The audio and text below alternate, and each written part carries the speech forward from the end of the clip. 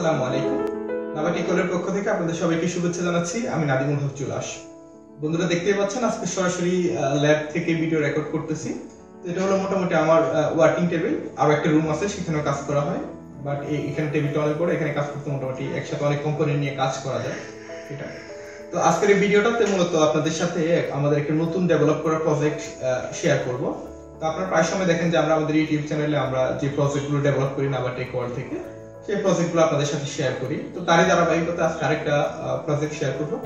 এই প্রজেক্টটা হলো মূলত ইলেকট্রিক হুইল চেয়ার, অর্থাৎ আপনি যে হুইল চেয়ার গুলো আছে ইলেকট্রিক করা হয়েছে, এখানে নিচে চাকা দেওয়া হয়েছে। এখানে আগে বলে রাখি এটা কিন্তু একটা প্রোটোটাইপ, অর্থাৎ এখানে মানুষ বসে যাবে, এটা সিম্পলি করা হয়েছে।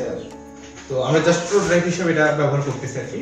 তো আমাদের এই হুইল চেয়ারের যে বৈশিষ্ট্য সেটা হলো এটা নর্মাল যে মোড, অর্থাৎ জয়স্টিক ব্যবহার করে, অর্থাৎ গিয়ারের মতো করে সামনে পিছনে ডানে বামে গিয়ারটাকে ঘুরিয়ে হুইল চেয়ার কন্ট্রোল করা যায়, যেটা আমরা নর্মাল ইলেকট্রিক হুইল চেয়ার দেখি।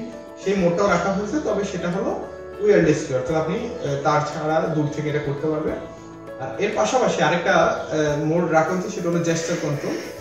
আপনারা এর আগে জেস্টার নিয়ে একটা ভিডিও দেখেছেন যে হাতকে ডানে বামে বা সামনে পিছনে কাট করে গাড়িকে দিক সেদিক ঘোরানো যায়।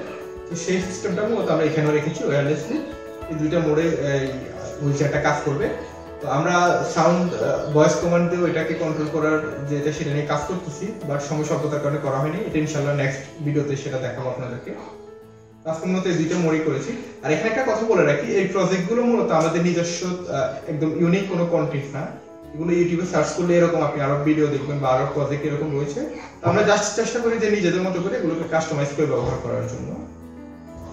তার বেশি কথা বলবো না, প্রজেক্টটার একটা ছোট ডেমো ভিডিও আপনাদেরকে এখন দেখিয়ে দিচ্ছি। সেখানে দেখতে পাবেন যে হুইল চেয়ারটা কিভাবে কাজ করতেছে। এটা তো চলুন দেখে আসি সেই ভিডিওটি।